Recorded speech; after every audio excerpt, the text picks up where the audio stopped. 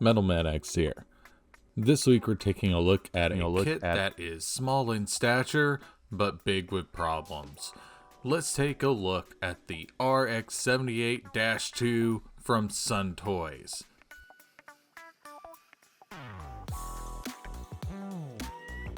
And as always, this review is brought to you by our good friends over at Gundam Central. Make sure to check them out at GundamCentralShop.com. Alright, coming in at 14 centimeters, the RX78-2 from Sun Toys was a infuriatingly difficult kit to work with. I'm just gonna set it out there right away. This thing hurt my hands.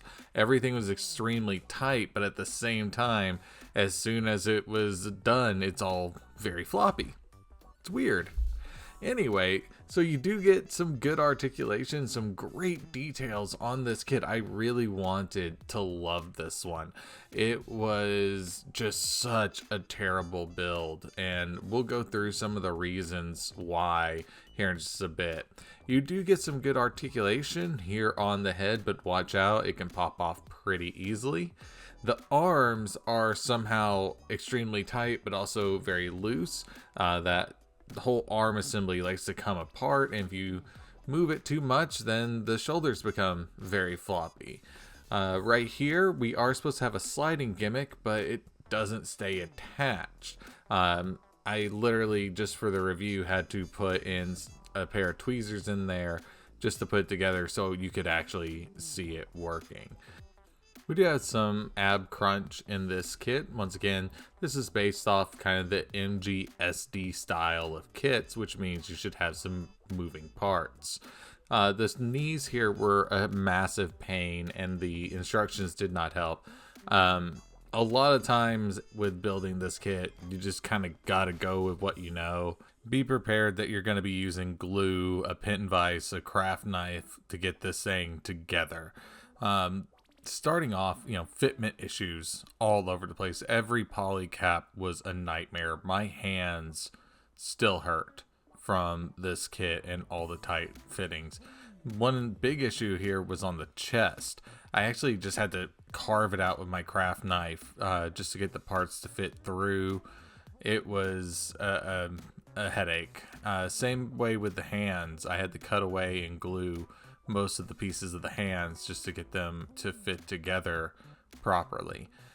So on the backpack, you do have some pretty cool stuff across this kit. I'm not just trying to bash on it, but it's definitely one of those that you're gonna need to know what you're doing. There were multiple times while building this that I just said, I don't even really want to build this anymore. It was just so frustrating and painful, honestly. So if you're new to modeling, I definitely wouldn't suggest this. I don't know, this is the clear version, but the parts I was building that really had the issues, like the poly caps and the joints, I don't think that it being a clear kit would have made a difference on it.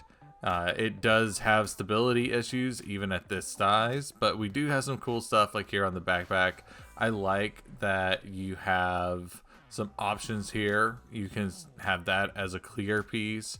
It has multiple verniers, thrusters, and they can be hidden away. This is a very much based on Gundam the Origin RX78-2, because it does come with a lot of different accessories that are used with that master grade kit. Considering they really didn't have much of a template to go from, since there isn't a MGSD RX78-2, I do think that design-wise, they did a good job with coming up with the design. But unfortunately, they really did fail on this one. Now, one thing I do like is this shield. I think that looks absolutely gorgeous, but don't follow the instructions on this one. You're going to get that back piece in right here that attaches to the arm. You're going to want to get that one in first before you layer all the other stuff. Otherwise, it's going to pop out. It about drove me insane. So the shield can be attached to the arm using the arm adapter. It's a real simple one. This is probably the best polycap situation in the whole build, and it just pops onto the arm right there. It can pop back off pretty easily, but for the most part it does hold on pretty well once you get it in there. It can also be stored here on the back using this tiny little adapter. You can also store the beam rifles on that as well. The shield's position can be adjusted by sliding this up and down. It's a bit tight though. One thing that's mentioned in the manual is that you can use a Bandai LED with this. You have to take basically the whole head apart to put one in, and it doesn't look all that great. Beam sabers. We get 2 beam sabers in the kit. Here it is with the beam effects, and it holds the beam sabers pretty well. Nothing really special about it. Extra beam sabers can be on the shield or on the backpack depending on which loadout you're using. Those backpack handles are articulated, but they do pop off before you really get a chance. So we do get 2 beam rifles. So I did have to glue those little red parts. I don't exactly know what those are for, but you know, they do look pretty cool. Now you do get options of how you build this. So you can take this part off and remove that little bottom half there to get a more traditional beam rifle. Moving on to the bazookas, you get 2 of those in this kit. They do suffer a lot from some pretty bad nub marks on this weapon in particular, but it does look fairly good. So it does fit pretty well in that hand as long as that hand can stay together. As you see, just a little bit of motion there pops that right off. Of course, you know, it's just notoriously difficult to pose either way with a bazooka on a lot of these kits and make it look natural. And of course, with this kit, the polycaps are extremely tight, but also somehow just fall apart. And that's like the really frustrating thing about this kit. I want to like the design. I think the design is amazing. I really want to have this on my shelf, but it was such a frustrating build. Like, it is extremely frustrating that it just doesn't seem that it can get it together on all fronts. Whether it was just a fitting issue or a posability issue, there's always an issue with this kit, and it's just really disheartening because I really want to love this design. Gosh, I love the design here, but it's just such a pain. Anyway, moving on. You do get some pretty nice backpack rifles a la Gundam the Origin MG. I do really like the tones they used for this. I wish a lot of that gray was actually made out of this clear, smoky plastic.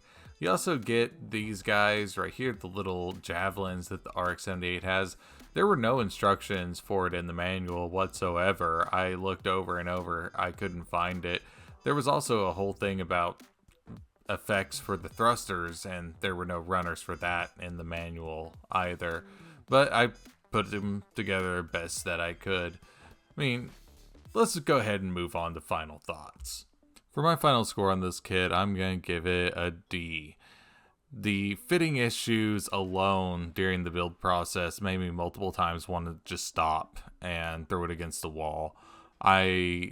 As much as I wanted to love this kit, and I really do love the design and think that they did a fantastic job with the design, there are just so many flaws. Unless you are willing to put in, you know, with the work to drill, to glue, to cut pieces out using your X-Acto knife so that they can fit, unless you're really an advanced modeler, I don't really recommend this kit. So that's going to do it for this review. We'll see you next time here on MetalmanX Builds.